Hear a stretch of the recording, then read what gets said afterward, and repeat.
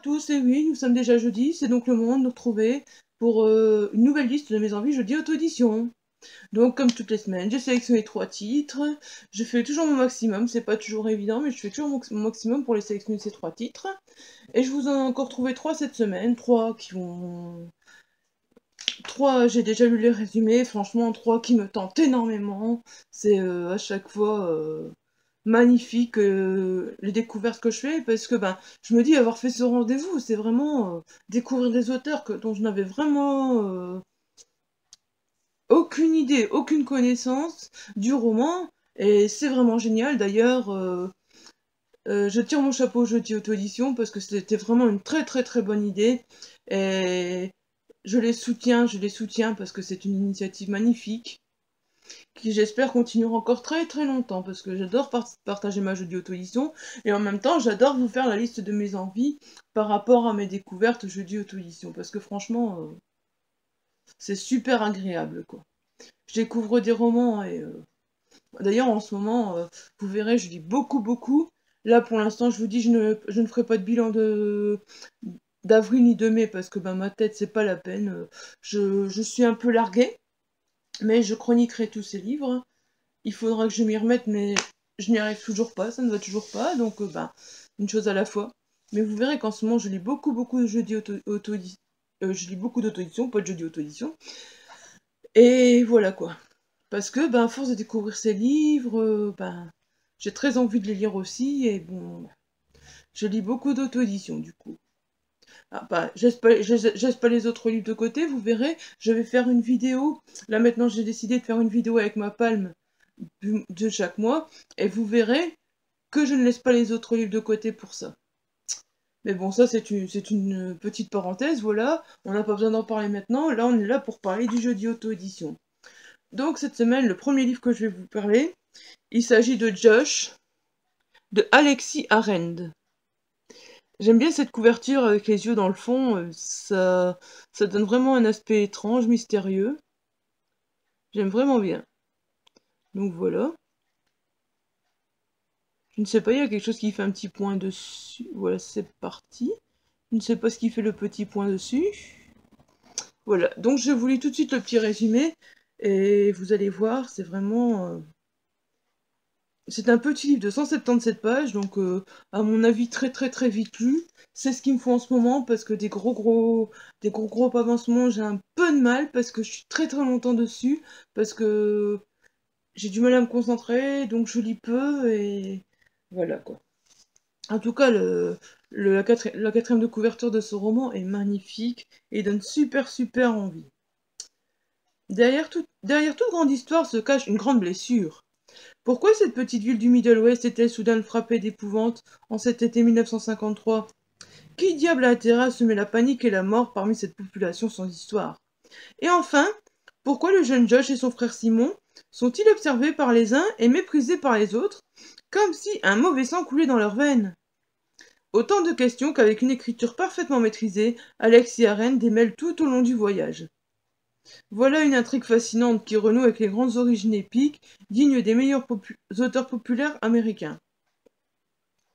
Ben franchement, je suis assez tentée parce que ben c'est beaucoup beaucoup de questions et ça a l'air un peu horrifique comme ça et ben, je ne lis pas souvent de romans horrifiques mais je les aime assez pourtant mais c'est vrai que je n'en lis pas beaucoup, c'est dommage. Je ne sais pas pourquoi, c'est sans doute parce que je ne tombe pas sur ces romans au moment où il faut. Par contre, je sais pourtant que j'ai Stephen King et que voilà, dans ma palle, mais voilà.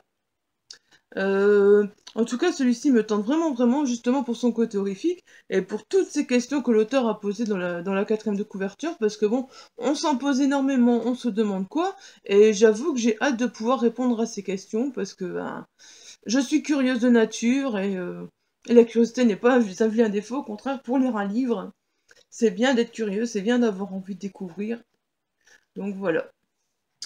Ce sera pour le premier, donc Josh de Alexis Arend. Deuxième, vous voyez déjà à sa magnifique couverture. Franchement, je craque quoi. C'est Et si demain n'existait plus de Ludovic Metzger. Voilà, mais je craque sur sa magnifique couverture. Franchement, là vous la voyez pas bien encore, mais il y a des tons mauves comme ça qui sont vraiment magnifiques. Et malheureusement, ils ne rentrent pas comme ils devraient à l'écran. C'est dommage parce que je la trouve vraiment magnifique. Bon, je vais vous lire le petit résumé.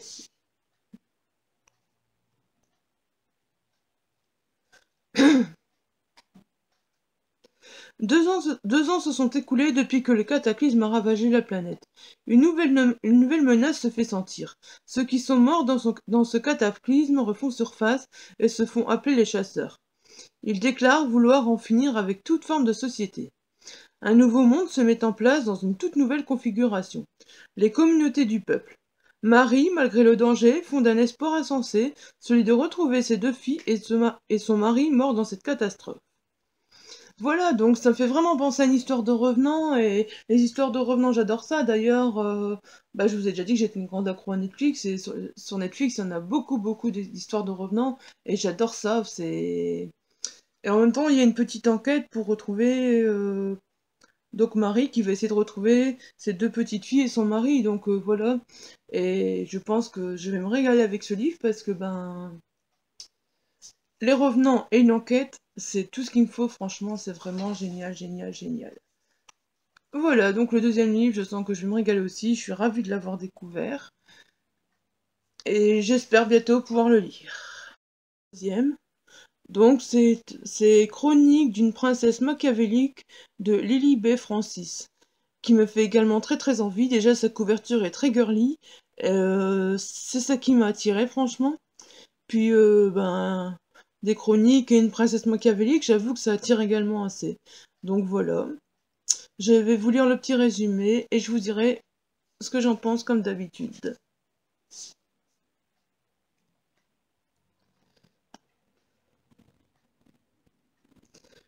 Agnès n'en revient pas. Le voile du déni vient de se lever et elle réalise qu'elle est toujours amoureuse de son meilleur ami, le magnifique Phébus Roland.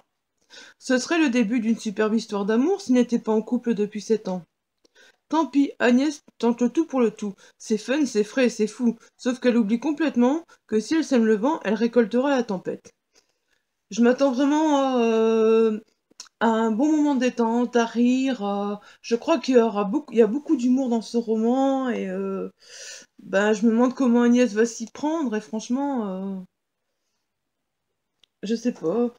Je sais pas, le résumé me tente énormément et je me demande comment elle va faire pour aller par rapport à Phébus, parce qu'il est quand même en couple depuis 7 ans, donc voilà, voir si le couple de Phébus va, tout ça, c'est vraiment des trucs qui vont...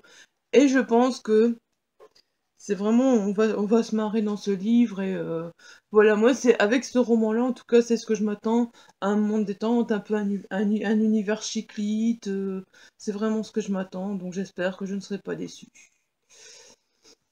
Voilà, je vous dis un grand merci à tous de suivre mes vidéos. Je suis vraiment ravie de voir que vous êtes un petit peu à la fois de plus en plus nombreux à vous abonner à la chaîne. Je vois que d'autres vidéos plaisent plus ou plaisent moins que d'autres.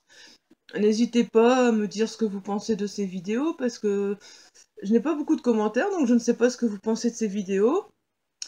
Si vous aimez la vidéo, n'hésitez pas à la partager.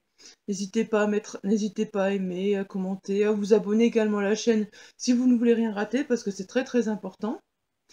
Voilà, et j'espère que cette vidéo vous aura plu. Sur ce, je vous souhaite une bonne journée et je vous dis à bientôt. Bye bye!